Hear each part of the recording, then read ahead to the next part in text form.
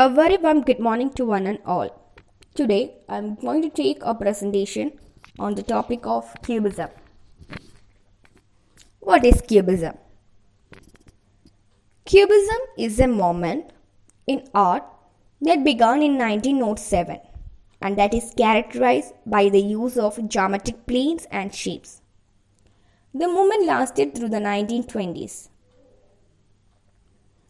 The Cubism was divided into two. The first is analytical Cubism and the second is synthetic Cubism. Analytical Cubism. The first stage of the Cubism movement was called analytical Cubism. In this style, artists would study the subject and break it up into different blocks. They would look at the blocks from various viewpoints. Then the second is synthetic Cubism. The second stage of Cubism introduced the idea of adding in other materials in collage. And it would use colored paper, newspaper, and other materials to represent the different blocks of the subject. This stage also introduced brighter colors and a lighter mood to the art. Famous Cubism artists and their paintings. Pablo Picasso, the primary founder of Cubism, and he influenced by visual art style of the 20th century. He was a Spanish painter, sculptor, printmaker, and theater designer. He spent most of his adult life in France. He explored a number of different styles of art throughout his career.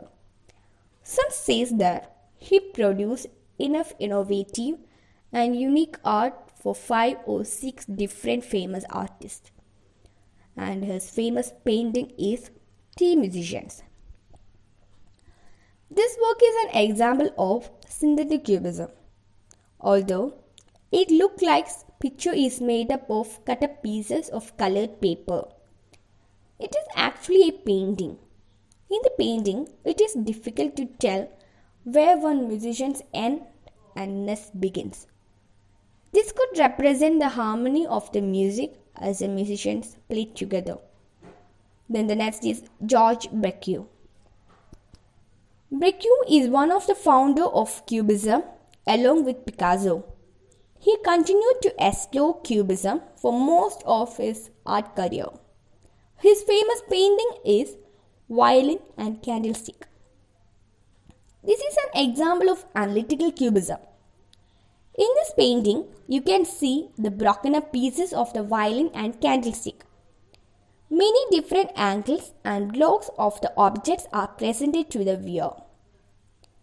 Braque said that his style allowed the viewer to get closer to the object. Then the next is Joan Gris. Gris was a Spanish artist who became involved in Cubism early on. He also was a leader in the development of synthetic Cubism.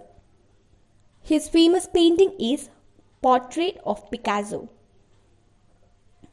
Cubism was also used to paint portraits in this example of analytical Cubism. Joan Gris pays tribute to inventor of Cubism, Pablo Picasso. This painting used cool blues and light brown for colors. The lines between the different blocks are well defined, but Picasso's facial feature can still be recognized.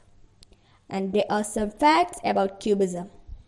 The first is, Picasso also worked on Cubist sculpture, including his sculpture his Head of a Woman.